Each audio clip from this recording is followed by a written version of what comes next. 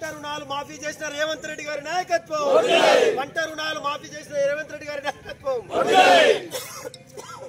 కాంగ్రెస్ ప్రభుత్వం రేవంత్ రెడ్డి గారి ఆధ్వర్యంలో ఏదైతే ఎన్నికలకు ముందు గౌరవ కాంగ్రెస్ పార్టీ అగ్రనేతలు సోనియా గాంధీ గారు, రాహుల్ గాంధీ గారు, ప్రియాంక గాంధీ గారు, అఖిల భారత కాంగ్రెస్ కమిటీ అధ్యక్షులు మల్లికార్జున ఖర్గే గారు ఏదైతే తెలంగాణ రాష్ట్ర అసెంబ్లీ ఎన్నికలకు ముందు 6 గ్యారంటీ పథకాలలో ప్రధానమైన పంట రుణాల మాఫీని ఆ రోజు కాంగ్రెస్ పార్టీ ఎన్నికలకు ముందు హామీ ఇవ్వడం జరిగింది. ఏదైతే కొట్లాడి తెచ్చుకున్న ఈ తెలంగాణలో టీఆర్ఎస్ ప్రభుత్వం 10 ఏళ్లు రైతులకు ఏమాత్రం కూడా ఇతోధికంగా సహాయపడకపోగా పండించిన పంటకు గిట్టుబాటు ధర లేక అమ్ముకుందామంటే అడవి, కొందామంటే కొరివి లెక్క ఉండి ఆత్మహత్యలు చేసుకుంటున్న ఈ దశలో పంట రుణాలు ఒక భారంగా మారుతా ఉన్నాయి. వీటిని తప్పకుండా 2 లక్షల లోపు రుణాలను ఏకకాలంలో పంట రుణాలు మాఫీ చేస్తా అని చెప్పి ఆ రోజు కాంగ్రెస్ ప్రభుత్వం పేర్కొనడం జరిగింది. ఆ మాట ప్రకారంగా ఈ రోజు గౌరవనీయులు రేవంత్ రెడ్డి గారు ముఖ్యమంత్రి గారి ఆధ్వర్యంలో స్థానిక శాసనసభ్యులు సీనియర్ కాంగ్రెస్ నాయకులు దొంతి మాధవరెడ్డి గారి నాయకత్వంలో ఈ రోజు ఎవరు కూడా ఊహించని రీతిలో ప్రతిపక్షాలు కూడా నోరెళ్లబెట్టే రీతిలో ఈ రోజు పంట రుణాలను మాఫీని చేపట్టడం జరిగింది. మొదటి విడతగా 1 లక్ష లోపు రుణాల మాఫీని ఈ రోజు గౌరవ ముఖ్యమంత్రి గారు 4 గంటలకు అన్ని అకౌంట్లలో కూడా జమేసినట్టుగా ఈ రోజు ప్రకటించడం కూడా జరిగింది. ఈ పంట రుణాల మాఫీని సంబరాల కార్యక్రమంగా కూడా ఈ రోజు చేసుకోమని చెప్పి గౌరవ పిసిసి అధ్యక్షులు రేవంత్ రెడ్డి గారు ఆదేశాలు ఇవ్వడం, అందులో భాగంగా నర్సంపేట నియోజకవర్గంలోని ఖానాపూర్ మండల్ అశోక్ నగర్ గ్రామంలో గ్రామ పార్టీ అధ్యక్షుడు ఎల్ది శ్రీనివాస్ గ్రామ పార్టీ ఆధ్వర్యంలో ఈ రోజు రేవంత్ రెడ్డి గారు, రాహుల్ గాంధీ గారు, దొంతి మాధవరెడ్డి గారికి వారి యొక్క చిత్రపటానికి పాలాభిషేకం చేసి రైతుల సమక్షంలో మీరందరూ చూస్తా ఉన్నారు పొద్దుటి నుండి ఎంతనైతే ఉత్సాహంగా ఓన్లీ కాంగ్రెస్ పార్టీ కార్యకర్తలే కాదు ప్రధాన రోడ్డు వెంబడి నడుస్తున్న రైతులు కూడా విచ్చేసి అయ్యా మీరు అన్న మాట ప్రకారంగా నిలుపుకున్నారు, మేము కూడా మీతోటే ఉంటాం, ఎంత కష్టమైనా ఎంత నష్టమైనా ఈ రోజు పంట రుణాలు మాఫీ చేశారని చెప్పి కూడా వారు కూడా మాతోటి అనుభూతిని పంచుకొని పాలాభిషేకాన్ని చేయడం, స్వీట్లను పంచుకోవడం, ఈ రోజు ఘనంగా కూడా టపాసులను పేల్చుకోవడం కూడా నిర్వహించడం జరిగింది. తమరి ద్వారా ఒకటే చెప్తా ఉన్నాం, తమ ద్వారా ఒకటే కోరుతా ఉన్నాం, ఏదైతే ఈ రోజు 2 లక్షల లోపు పంట రుణాలన్నింటినీ కూడా సుమారు 31,000 కోట్ల రూపాయలు ఈ రోజు భారం అవుతున్న 7 లక్షల కోట్ల అప్పును తెలంగాణ టీఆర్ఎస్ ప్రభుత్వం దిగిపోయే ముందు ఈ రోజు 7 లక్షల కోట్ల అప్పులను కాంగ్రెస్ ప్రభుత్వానికి అంటగడితే అప్పచెప్పితే గతంలో తెలంగాణ రాష్ట్రం ఇచ్చినప్పుడు మిగులు బడ్జెట్ తో కాంగ్రెస్ ప్రభుత్వం టీఆర్ఎస్ కు అప్పచెప్పింది. మిగులు బడ్జెట్ తో అప్పచెప్పిన ఈ రాష్ట్ర ప్రభుత్వాన్ని 10 ఏళ్లు అధికారంలో ఉన్న టీఆర్ఎస్ ఏనాడు కూడా రైతుల శ్రేయస్ కోసం ఎన్నికల హామీగా 1 లక్ష రూపాయల రుణమాఫీ అన్నారు, 4 విడతలుగా ఇచ్చిండ్రు. కనీసం కూడా ఎక్కడ కూడా వడ్డీ కూడా సరిపోని రీతిలో బ్యాంకర్ దగ్గరికి రైతు వెళ్తే దొంగ లెక్క బ్యాంకర్ను చూసి గడిచిన 10 ఏళ్లలో అవమానభారంగా భరించి ఆత్మహత్యలు చేసుకున్న సందర్భాలు చూసాం.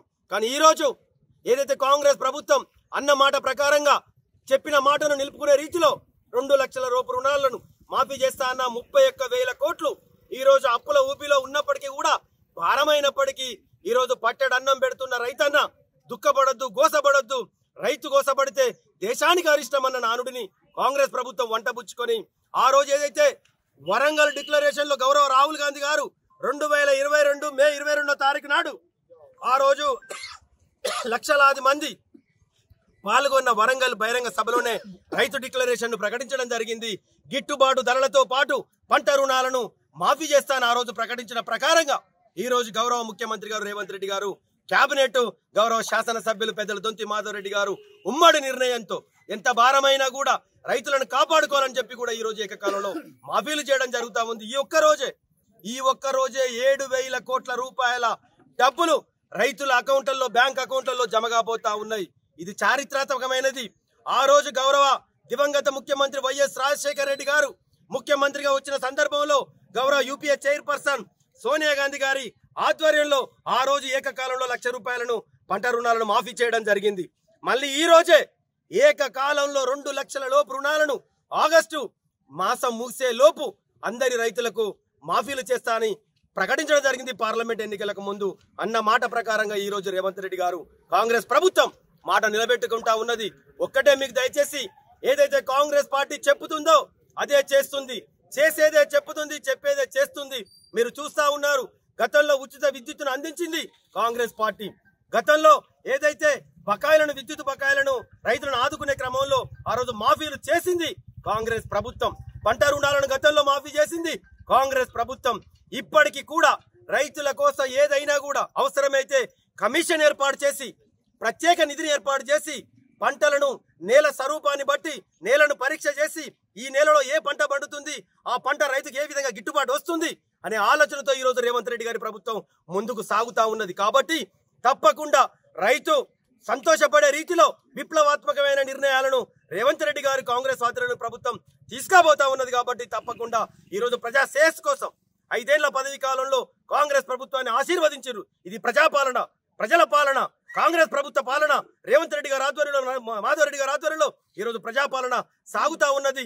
గతంలోనే అధికారంలోకి రాగానే 4 తీర్చడం కూడా జరిగింది.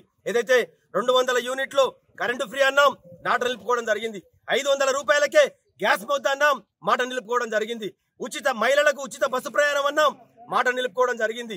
ఆరోగ్యశ్రీని 5 లక్షల నుండి 10 లక్షల వరకు పెంచుతాం, ఉచిత ఎక్కడైతే కార్పొరేట్ ఆసుపత్రిలో వైద్యం అందిస్తా అన్నాం, మాట నిలుపుకోవడం జరిగింది.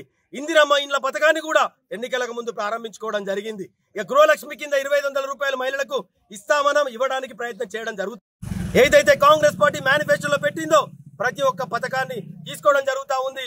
ఏదైతే ప్రభుత్వం అధికారంలోకి వచ్చిన వెంటనే 31,000 ఖాళీల ప్రభుత్వ ఉద్యోగ ఖాళీలను కూడా భర్తీ చేయడం కూడా జరిగింది.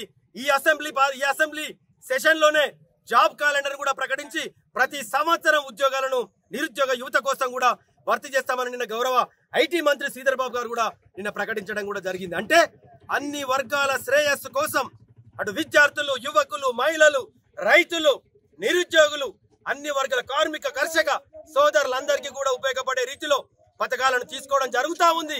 ఆ ప్రకారంగానే కాంగ్రెస్ ప్రభుత్వం ముందుకు సాగుతా ఉంది. మీ ద్వారా కూడా ఒకటే కోరుతా ఉన్నాం, ఈ ప్రజల ఆశీస్సులు నిండుగా 100కు 100%, 100కి 100% ఇంకా ఈ కాంగ్రెస్ ప్రభుత్వం మీద, రేవంత్ రెడ్డి గారి ప్రభుత్వం మీద నిండుగా ఆశీస్సులు ఉంటే ఇంకో అన్ని పథకాలను నెరవేర్చుకోవడంతో పాటు ఇంకా చెప్పని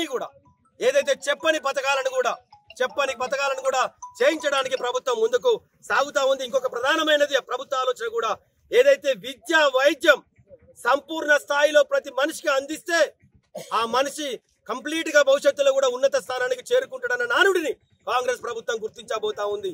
ఎంత ఖర్చు అయినప్పటికీ కూడా విద్యను, ఉచిత వైద్యాన్ని అందించాలన్న సంకల్పంతో కూడా కాంగ్రెస్ ప్రభుత్వం ముందుకు సాగుతా ఉంది. కాబట్టి తప్పకుండా మీడియా సోదరుల సహకారం కూడా మరవలేనిది.